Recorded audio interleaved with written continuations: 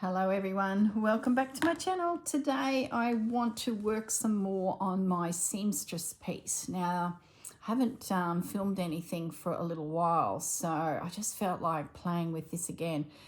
After I finished with you last time, I had decided to pull a piece that I had started apart and using all these elements, place a floral treatment up the top here. Well, as you can see, took a turn for the worse. I just didn't, I don't know, this flower was here and had been here since the day I started the piece, when the Roxy girls kicked off this challenge treasure hunt. And I loved it, but I don't know, something, I don't know. And then I pulled that piece apart and took out all of these little fussy cut little elements and started building up a whole collage up the top here. And it sat pinned as I went around and stitched all of this lace down. There is thousands and thousands of stitches on this thing. I then went and stitched all aside because I think that's what I did in the last video with you. I put in all of these patches and just tucked them all under everything. And I guess in hindsight, I wish I had have laid this piece down, then patched it, and then started my journey. I didn't, and I think it was because the treasure hunt series, I really didn't know where it was going to go because every prompt is a surprise, which is part of the adventure. So I wasn't sure if I should patch it all or I was going to make elements like this and this and these that would create the background. But because this one is based on lace and a wedding dressmaker, the seamstress, my grandmother, it's sort of, I don't know, and I think it just wasn't coming together. How do I say it? Yeah, it just wasn't coming together for me. Once I got my sides wrapped with all of these scrappy bits and then drifted them in to sort of hug the embroidery I did of the seamstress mannequin,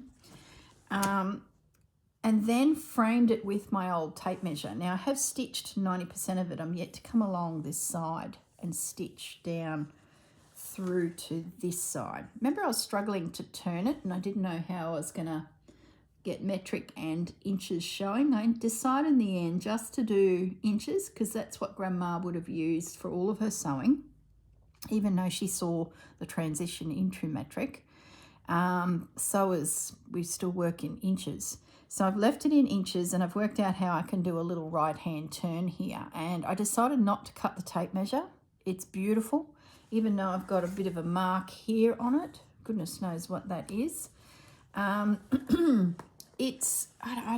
It really finishes the theme. Does that make sense? So what have I done? I unpicked all of the flowers. This little guy here, I did some more stitching on him and he has just got thousands of little stitches in there and it's just molded into the background. The little heart I moved from the top and nestled him on this little heart. I think the thing is, my grandmother was a wedding dressmaker. This is not a Corinne piece. This is a piece for my grandmother. She was a lace maker, a crocheter, an embroiderer, fancy work. She judged all of the above at the local shows around Southeast Queensland. So she was a certified embroiderer judge. She used so much lace on all of these wedding dresses. I sort of feel like what I was creating at that top corner was a Corinne.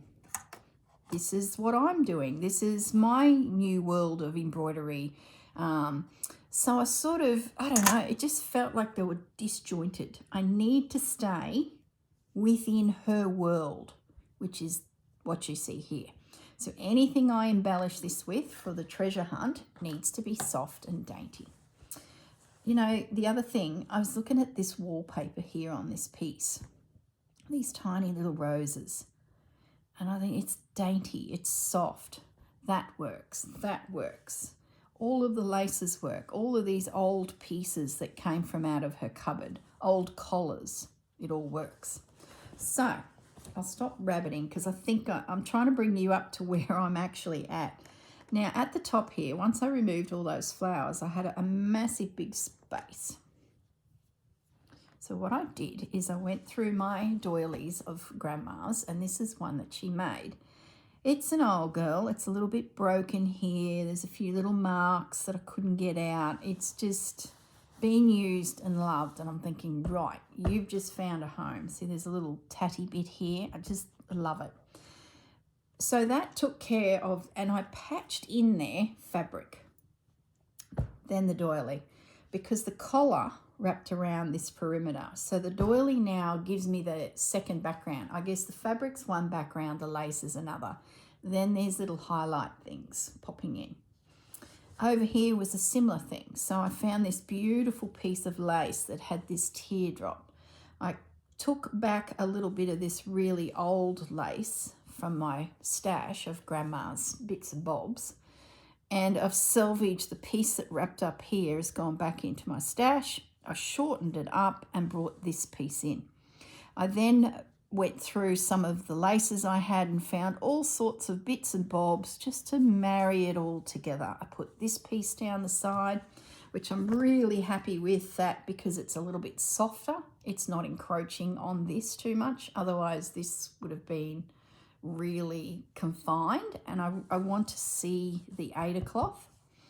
I even want to see that faint little mark there from where my hand stained the cloth. I don't know, it just tells a story. It tells a story of a very inexperienced needle worker that hasn't quite learnt the techniques to stop that happening, I guess. Okay, I think that's probably why I never got it framed too, because I always felt like that mark would be seen under glass, which was so disappointing. But now I feel like the piece is even more special, and I don't have to worry about a wall. I can protect it in wherever I want to put it. I could frame it in its entirety as well. It just gives me options. So this piece is meandering through already. So there's like this scrolly vine. When you start focusing on him, you'll see where it's just peeking through. So at the moment, this piece will come up through here to carry the story of that particular style of lace. So I'm pinning it into position. So in today's video, I still want some more treasures to add to it that reflect Grandma. Not me, Grandma. So I'm looking for some fancy work from doilies that suits. I may or may not have some. I've got my container. Haven't looked through it for a few weeks. If I can't find anything, that's okay. I'm just gonna leave the piece because I know I've got bits and pieces in cupboards stashed. So I'm just gonna go through this one and see if there's anything that sort of fits. The other container I want to go through is a tapestry container. I might do that first. I mentioned in the last video, and it's probably been a couple of weeks since you've seen this piece. I bet you're all sitting there going, oh my goodness, that girl, she pulled apart a piece to create that corner, and now she's pulled it apart again.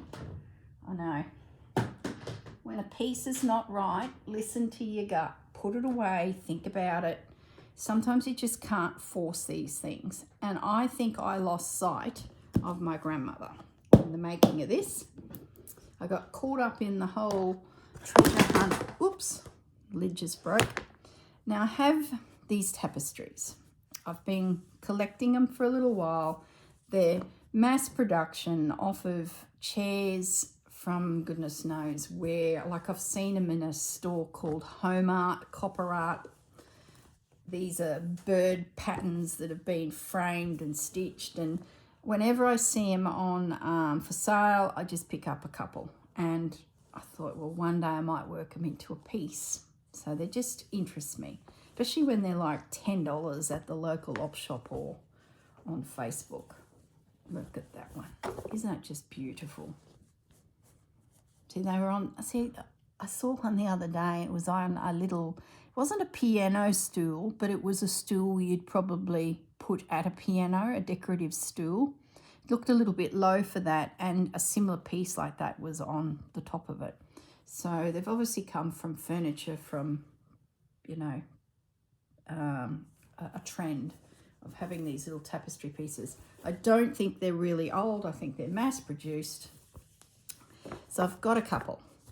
And when I finished with you guys, I think the last few sentences I said was Grandma was into tapestry.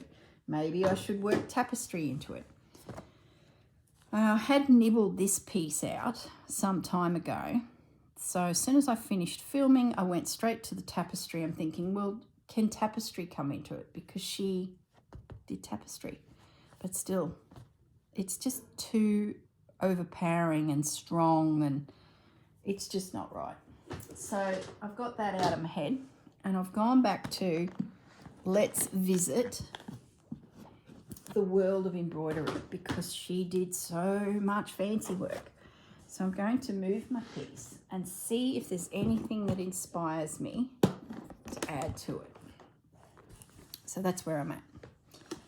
Like, I can remember her just doing so much of these. You know, it's just, it was what they did. And her tables always had, you know, little pieces of embroidery on tablecloths. So that's where I'm at. So bear with me as we rummage reasonably. This is one of her pieces. This one here. That's one of hers. Well, it came out of her cupboard. Don't know if it's hers, but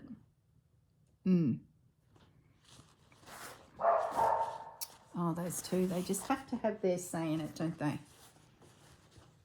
They're goosing around, they're wrestling and chasing each other. Oh, to be a happy dog. Oh, now that's got potential. It's not one of hers, but it's soft, it's dainty. This is what I'm looking for. Oh, look at the hole. Let's put that out. That shouldn't be in there. That belongs in another box. I try so hard to keep it tidy. She didn't do a lot of cross stitch. I was the one who did cross stitch, and I remember showing her my cross stitches, and it was just something she had never got into. So I don't think adding in pieces like these is her. Wrong colours, little morsels. Some of these I've just got off of pillow slips. You find them in the most random places. They're real neutral. I really have picked through. See, that's classic Grandma. It's mass produced. It's not her work. Gosh, I don't even know where I got half of these from. Bit of my work. See, that's classic Grandma, but the wrong colours. These have definitely come from my family, that starch. I'm just looking for that one piece that is soft pink, and could be just a little bit of it. That's off of a pillow slip. So I was even tempted to put in a little bit of embroidery and then do some embroidery on it.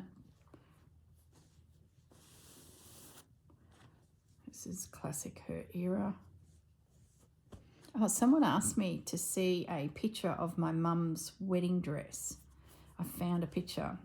I packed up the cabinet that has all my photo albums in it to send up to the other house in the move, and it was all the photo albums, and I found a picture of my mum on her wedding day with Dad. Just the wrong colours. So, like a little medallion of flowers would have been perfect, but just not quite the right colours. See, it's soft little, like cut out a little piece and stitch it in. Let's just peruse that a little further. Oh, look at those. You forget you have some of these things.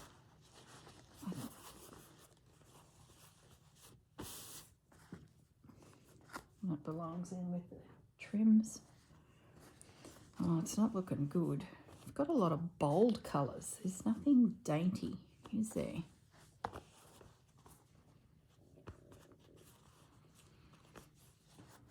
hope you find something in the, see,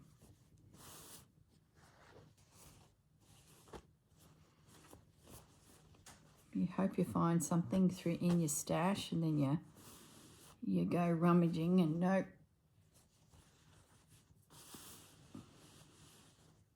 That's classic, her era of doing doilies. Oh my gosh, we're getting to the bottom of the pile. Well, I guess if I don't find anything, it's just the way it is, and something will come my way.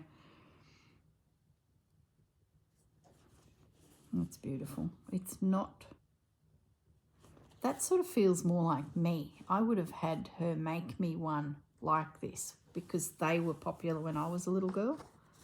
Doesn't feel like something, see, that's either me or my mother stitching under the guidance of Grandma. Very early piece. I don't know why I didn't do that in pinks. That could have been really good, but we don't want a blob of, yeah, little girl. This is me learning my very first stitches and pulling the threads out and doing the the stitch. Jeez, wonky. No, these were all around her place, but they weren't her style of work. We're getting to the bottom of the barrel. Ah, okay, hang on. See, that's got potential to be soft and delicate to work in. Just as a little detail, we'll see. We'll audition it. Might not be right. There's something I was watching the other day. It's a way of making paper into fabric, like not making it into fabric, but it's folding it. It's a Japanese technique. I'll link the video below that I was watching. I can't recall the name of the technique. You rub coconut oil on your hands before you start, and you get yourself a piece of paper and you fold it, manipulate, and you just keep massaging it and folding, and it becomes a crinkled, soft piece of, feels like fabric, but it started as paper.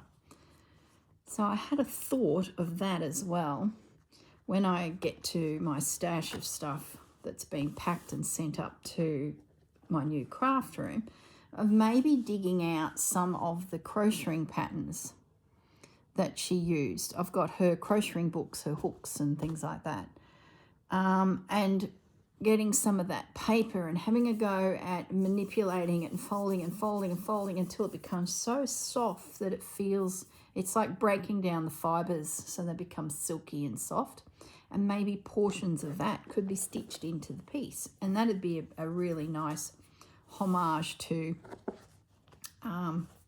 crocheting. Well, that was no good. See that piece there? Isn't that pretty?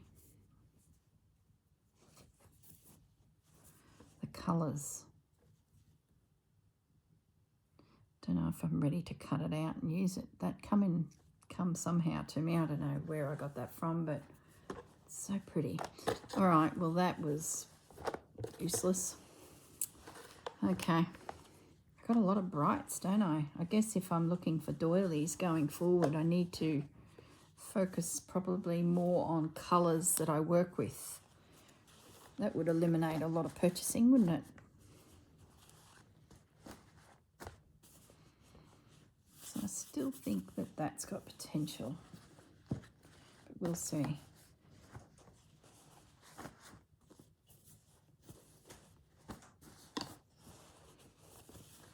And if that was a better colour, I would consider adding a piece of fancy work to it somehow. I know I've got other ones somewhere that I've picked up, you know, where they've still got the thread sitting with them, and just stitch them in kits. Let's just have a look.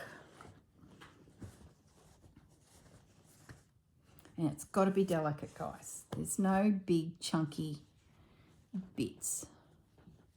It's got to be soft, pretty. See, it's tricky because I've got collars here stitched to cover them.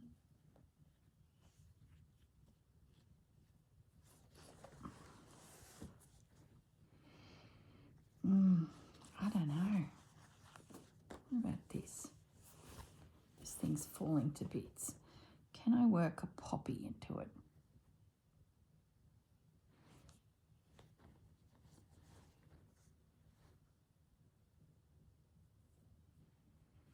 Oh gosh, I wish you guys I could hear you.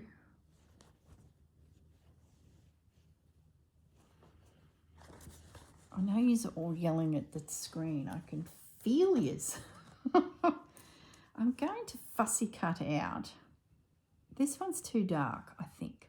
But sort of picks up my little embroidery colour. I'm going to fussy cut these out. They're so fine. I know they're from my family. They've obviously been used. Look at the hole. Let's start there.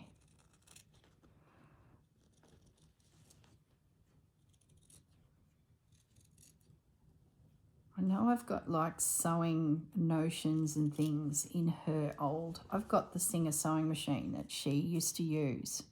She had more modern machines. Well, she was a bit of a faff girl. And an overlocker. Gosh, I remember when she got the overlocker, she thought she had the ants pants with that thing. Especially being a bridal sewer. Could you imagine the day an overlocker came into her work? And that she could control all those fine fabrics with a really simple seam, and if not, just do the dress on the overlocker to get rid of bulk instead of having doing a, you know. Actually, I'll just jump up and grab those photos that I found. Bear with me. Okay, so this is my mum and dad's wedding photo. And remember I said how, I'll just leave it there. Remember I said that my mum had a jacket that went over an actual, quite a simple satin dress. So she had the sleeves, you could see through the lace. So I don't know, she had a certain name she used to give it. It wasn't a dinner jacket, but there was a name. Oh gosh, I can't remember.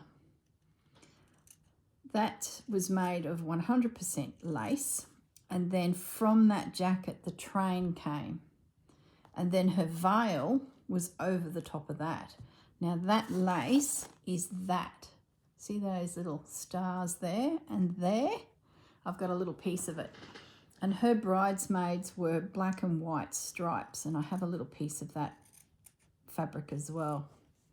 I did consider including it on this piece, but gee, if you think those pink flowers were jarring, you should have seen what the black and white striped chiffon looked like. Oh, no, we won't be doing that. It was about Grandma and her world, not all of us hangers-on and what we were doing. But it's quite amazing that my mum never had any of the lace, but my grandmother did. Isn't that telling? She used to squirrel away the smallest pieces of fabric. She was a shocker. The things we found in those cupboards.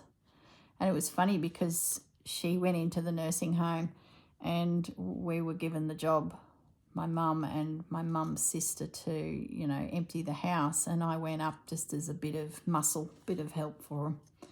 So I was the one walking everything out to the trailer or the skip, or, you know, while the mum and her sister sat there and reminisced. It was, oh gosh, it took forever. It's like, come on girls. But yeah, it was a great week. We had a ball. We stayed at the house and worked into the wee hours of the morning clearing out the cupboards. Now the funny thing is, Grandma is down at the nursing home wanting an update on everything. It was so funny. Have you found this? Have you found that? So, you know, at some point every couple of days we'd go down to the nursing home and say hello and tell her what we'd been up to, and she was giving directions from there. Let me tell you, it was pretty funny. But it was good because as the girls found things, like photos or certificates, or we found like grandma's adoption paperwork. And we didn't know a lot about all of that business because it was all very quiet, and she didn't ever want to find out who her mum and dad were. But we found, or the girls did, the adoption certificate, her birth certificate. So that was interesting, and we were able then to ask Grandma a few more little details, and I know those pieces of paper are with me now. I said to my father when my mum passed, Dad, I'll take all of that detail because I'll probably end up passing it on to my mum's sister's side of the family or her brother's side of the family. So at least Dad didn't have to worry about it, because there's some pretty important paperwork in there about grandmother's adoption. So anyway, it was handy because we were able to dodge down there with certain documents we found and actually ask her. And when she gave us some information, because we'd sort of got her cornered then, she was on the spot. It was great because I noticed on this paperwork that the girls had written notes. So there's actually more detail written on the back of all of these documents. And because a few in the family, through my rally sides, like if your family tree goes sideways, not directly below, but sideways, some of those folks have done the family tree. So it's good because we've been able to pass on information to add to those documents, because we had that moment in time to actually say, hey, Grandma, we just found this. Can you tell us who this is? So we jotted on the back of the photo or the document.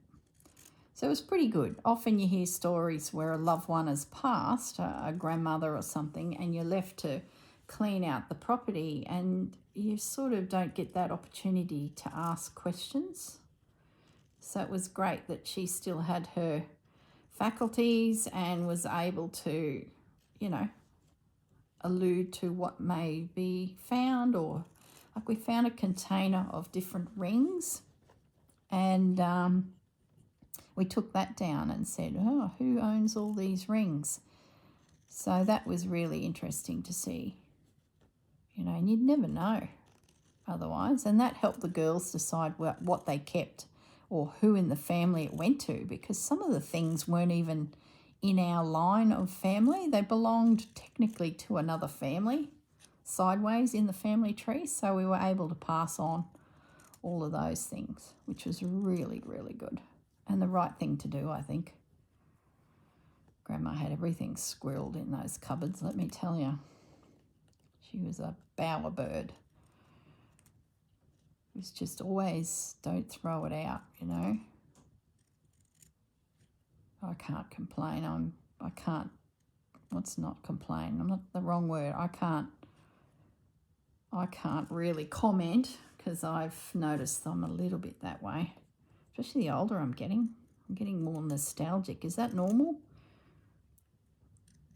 15 years ago, I didn't give a rat's tail about much. And now I'm like, oh, look at that doily. And that's before I even started doing all of this business.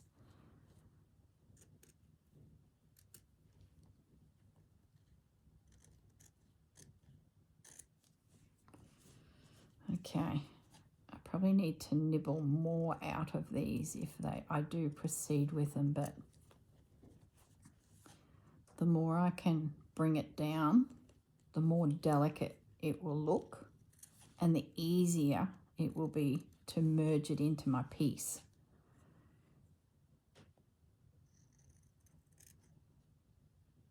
Just hope those that green is not too bold. What it has given me is a beautiful crocheted edge, and maybe that could be worked in. Who knows?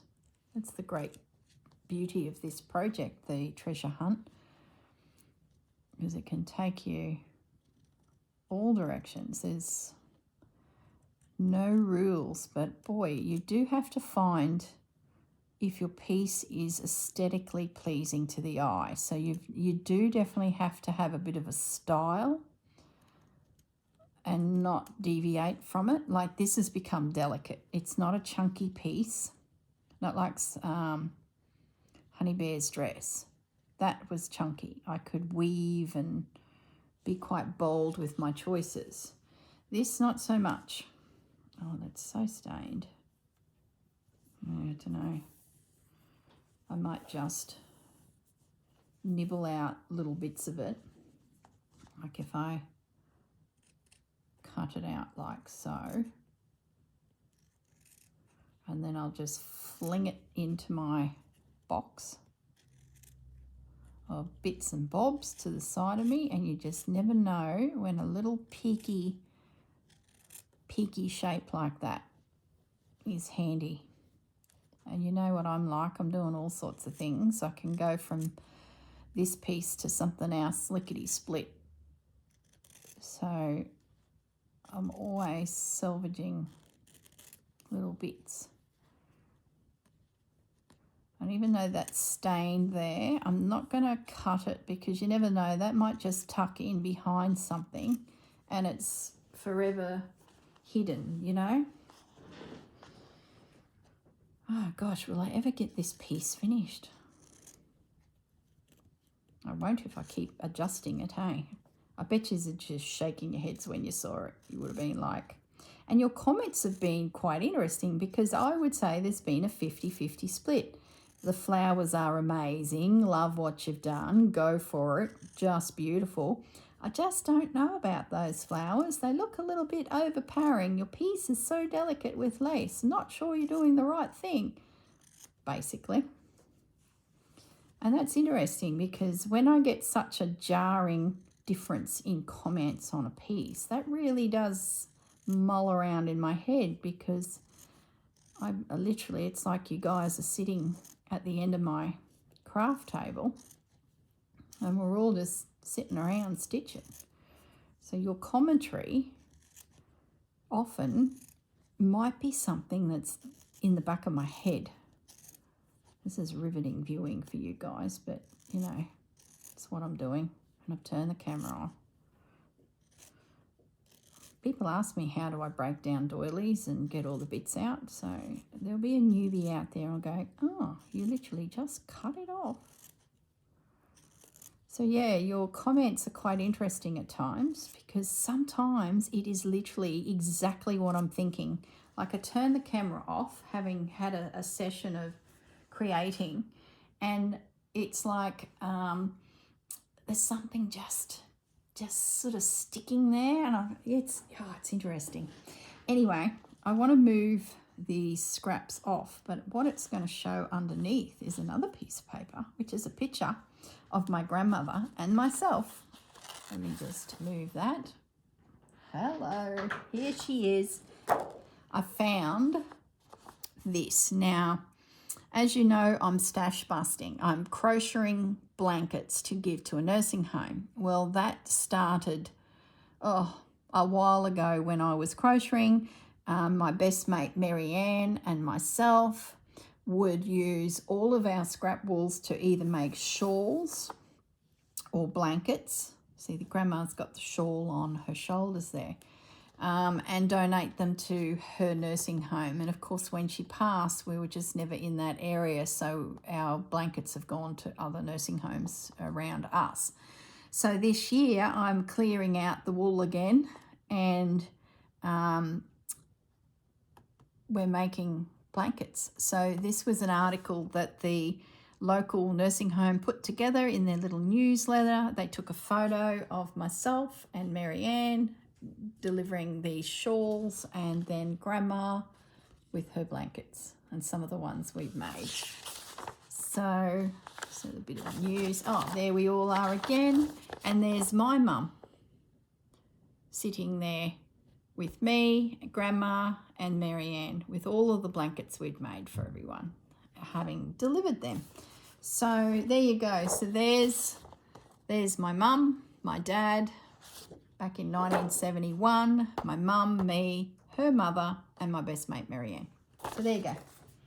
A finally found those pictures. So this little morsel will just fling to the side. I like this, guys. Oh, I like it. Oh, I know I just covered that lace up, but I like it. Is that upside down? It's upside down.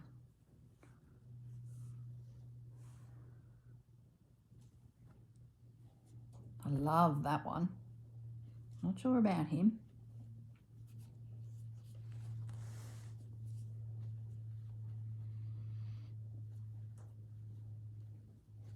Just got it up. Let me zoom up a bit.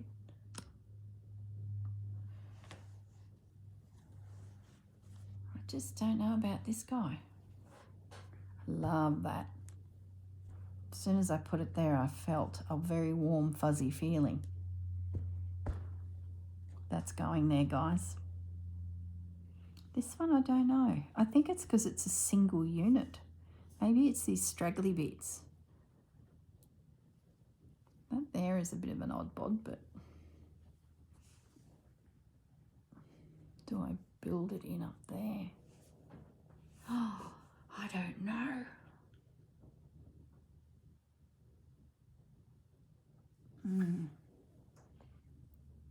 Definitely the start of something.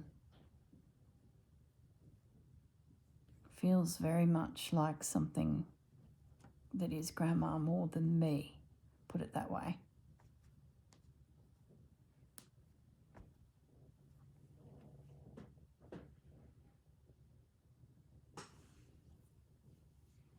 I can't really bring it down. You'd think you go to the opposite corner, but I've got all sorts of little bits down here and I don't really want to cover it up with that.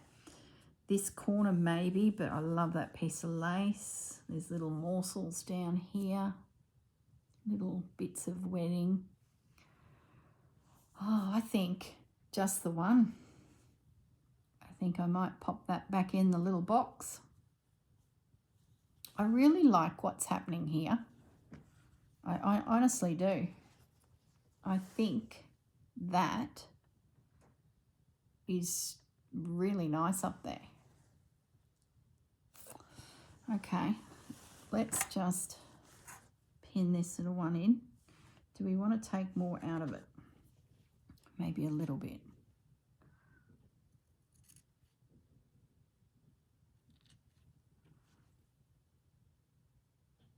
Don't want it to be too flimsy. You sort of, like this fabric is just so fine.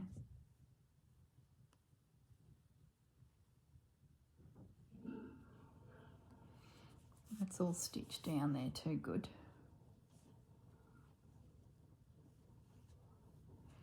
Yeah, it's going down. So I need to get some pins that are sharp. Well, we're moving forward on the piece. I will keep my eyes peeled on more treasures as I slowly unpack my craft room at the other end. I do want to explore, I don't know, there's that crocheting pattern book, make a page into the feeling of fabric, but before I get carried away down that rabbit hole, I probably might do a couple little tests. Have a look at the video below and it might be something that might work into your piece. I can't remember the artist. She's an American lady and she pops up occasionally with videos. Her husband films it and she's just, oh, very clever. Clever lady. And does a lot of stitch into paper. She's got a gallery or supported by a gallery. So she's very clever. So that might be an option, that I make something that can be added to this that is based on a piece of crocheting pattern paper. The other thing I thought of is seeing if there's any way of manipulating pattern paper that was just everywhere in that sewing room at Grandmother's, was you know, that brown paper. I think I've got some here. Yeah, here, look. This. And this is a piece of paper that came from her room that she would draft patterns with. And I've used it in different sewing themed journals years gone by. There might be a way of doing something with these two things to make something that I can stitch into. Whether it suits this piece, I don't know. I'm not going to commit to anything at this stage. It's just something I saw pop up on YouTube, and I'm like, ooh, that could work.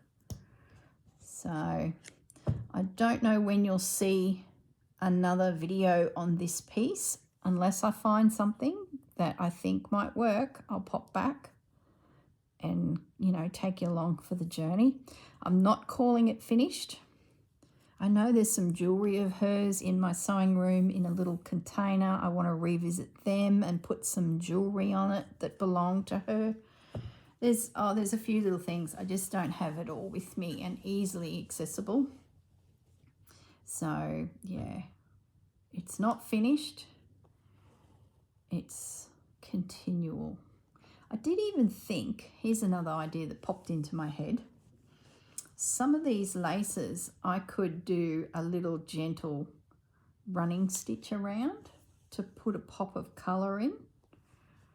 The one that I have done that to in the past is this one, where I got a thread and mimicked that shape and just outlined it with a little embroidery stitch, a back stitch or something.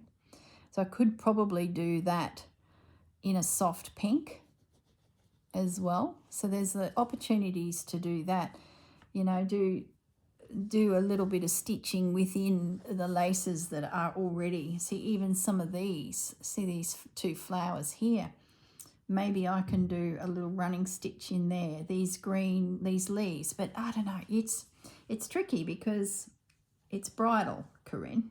It's not down the garden path. See, these are the torment that I have going on in my head. Keep it soft, delicate. Don't go overdoing it. That's what I get. Every time I stitch on this piece, I glance across the landscape. I'm like, oh, I could do this, I could do that, and I could add that. And it's like, girl, just... See, I know there's a jar of buttons that came from Grandma's sewing room. But from memory, they're all like she screwed them off of Granddad's work clothes. So they're like metal and brown, and they're definitely different to what I tend to buy if I see them in an op shop.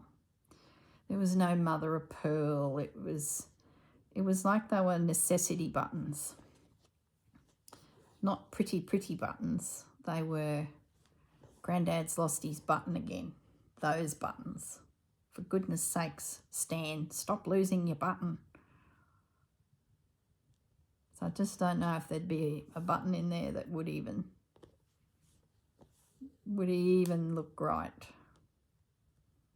So, but anyway, I'll have a look in there. I know I've got some brooches. So there's definitely still, I've definitely got all of her earrings.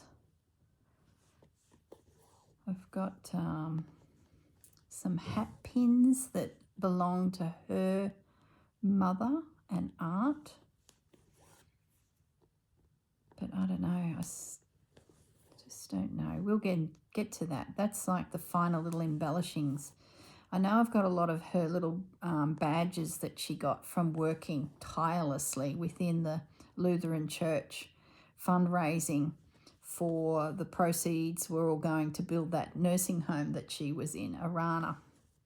They cooked and cooked and cooked, those women in that church. They baked and baked, catered and catered for weddings and funerals and parties, and all those funds from all those volunteers went and built the nursing home. And then they started working on building the Lutheran the Lutheran school, not state school, the private Lutheran school in Kingaroy. It's a primary and now I believe a secondary from memory. But it was about the time that that was kicking off that Grandma retired. She said it's just too long of a day to be on her feet cooking. She would have been in her early 80s. And she said there was plenty of young people connected to the school that were champing at the bit to get a school built. So she sort of pulled away from it. A heap of her mates did. I'm going to catch that lace while I'm there, that little bit sticking up. So, yeah, a heap of her friends, colleagues, all sort of retired about the same time. And then when it came time to go into a nursing home, of course it had to be Arana because pretty much she was one of the VIPs. So, yeah, that's what you get when you're in these large country towns your entire life. From birth through to death, you know, you become a bit of a statesman of the town, don't you?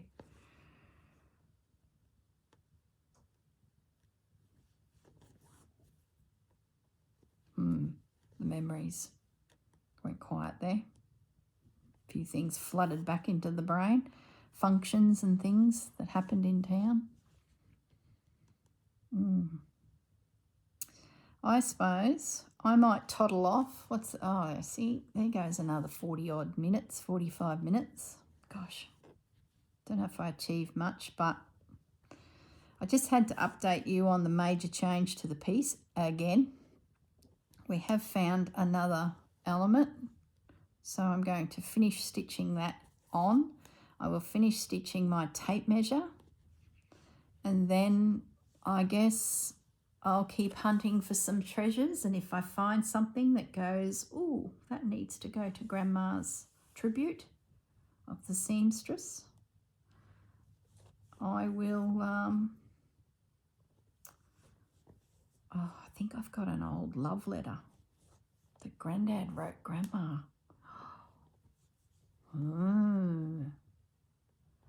Maybe I could get that copied onto something and then have a go at turning that into cloth by manipulating it in your hands. You know, you'll see what I mean when you watch that video. Please look below and have a look at what I saw, and you'll be like, okay, Corinne's off on another tangent. Oh, tell ya.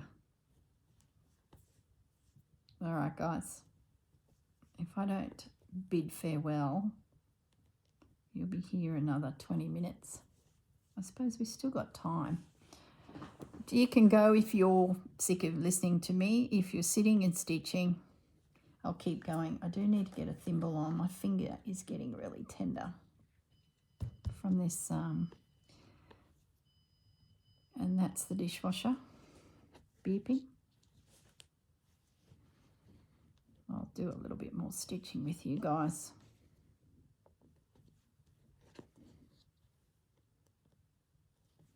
Let me know in the comments if you're part of a committee that is fundraising for a major thing in your town. This will be for all of those that live probably in rural parts.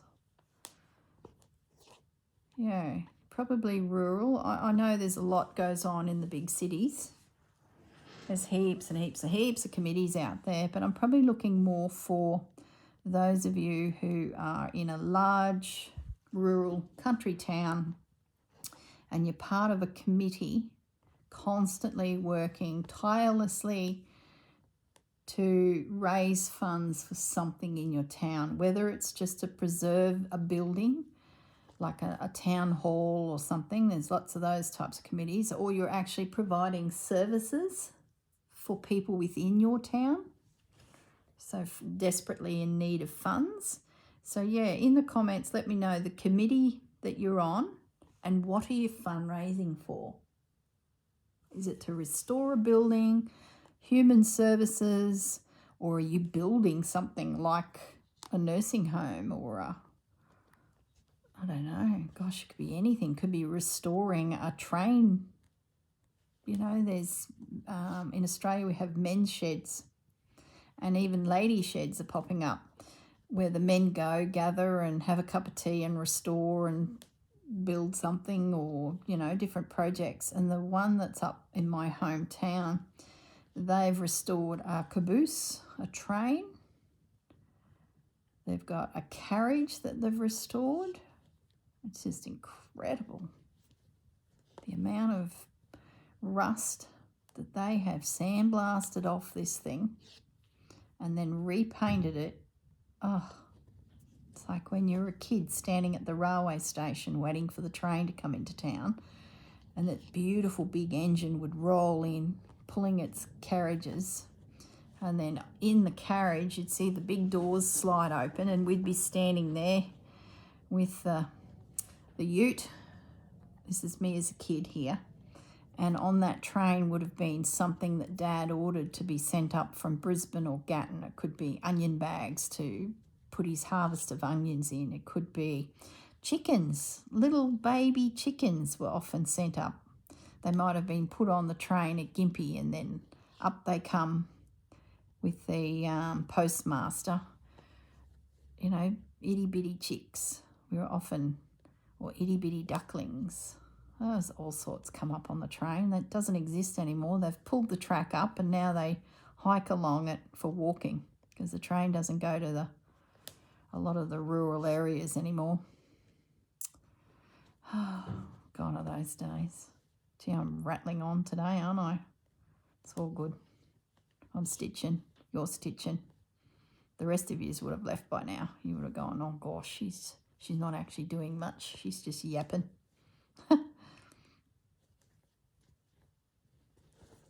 All right, getting to the end of my thread. And I'm going to knot this off, and I'm going to wish you all the best. Have a lovely day. I'm going to go find myself a couple YouTube videos to watch now too. Find someone else who can prattle on for an hour and do a little bit of stitching on my piece. Beautiful. All right, I think that's going to work in. By the time that's stitched, it'll just mold and melt into that. Beautiful. All right, guys, look after yourselves, and I will see you in the next video. Bye.